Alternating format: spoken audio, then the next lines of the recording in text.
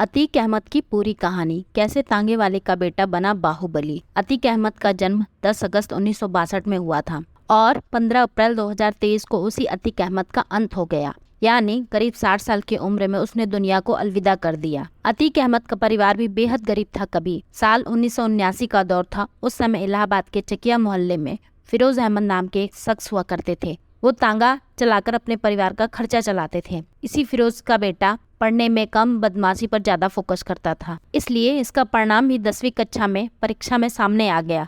10वीं का रिजल्ट आया और फिरोज का बेटा फेल हो गया। अब वो इस परीक्षा में तो फेल हो गया, लेकिन जल्द ही अमीर और बाहुबली बनने का सपना देखने लगा। उम्र भले ही उसकी 17 साल थी, यानी वो अभी बालिग भी नहीं हुआ था। वोट भले ही नहीं दे सकता था, लेकिन जान लेने की नीयत बन गई थी। साल बीता गया और इधर इस नाबालिग से बालिग होते हुए लड़के का क्राइम ग्राफ भी बढ़ता गया।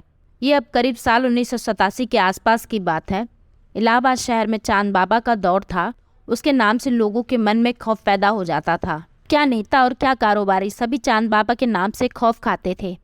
आलम ये था कि पुलिस और नेता इस चांद बाबा को मारना तो चाहते थे, लेकिन हिम्मत किसी में नहीं थी। अब 2 साल का वक्त गुजरा और अतीक अहमद का दबदबा बढ़ने लगा, लेकिन कोई बड़ी पहचान नहीं थी। अब पहचान भी बड़ी करनी थी तो धमाका भी बड़ा होना चाहिए था। सो अतीक ने वही किया। इलाहाबाद के सबसे बड़े डॉन यानी बाहुबली का पता लगाया। तब पता चला 1989 में चांद बाबा का बड़ा नाम है। फिर उसी चांद बाबा की अतीक अहमद ने सनसनीखेज तरीके से हत्या कर डाली। अब जिस चांद बाबा से पुलिस और बड़े बड़े नेता खौफ खाते थे, उसी का बेखौफ अंदाज में मर्डर कर दिया। कत्ल करने वाला अतीक अहमद अब खुद सबसे बड़ा बाहुबली बन गया। इसके बाद अतीक ने कभी भी पीछे मुड़कर नहीं देखा। साल बदलते गए और बड़े बड़े नाम उसकी क्राइम लिस्ट से जुड़ते गए। साल 2002 में नस्सन की हत्या, साल 2004 में देश के जाने माने बीजेपी नेता और मंत्री रह चुके मुरली मनोहर जोशी के सबसे करीबी नेता अशरफ की हत्या।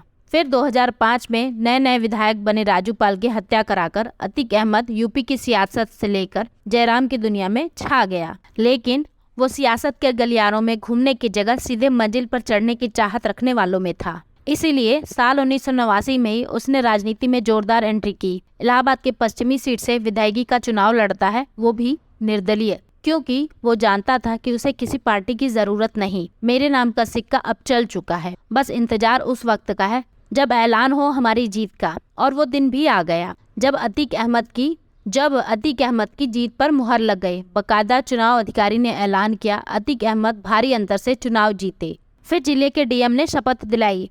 अब तक कल का गैंगस्टर, मर्डर केस में पुलिस के लिए नाक में दम करने वाला अतीक अब विधायक बन चुका था।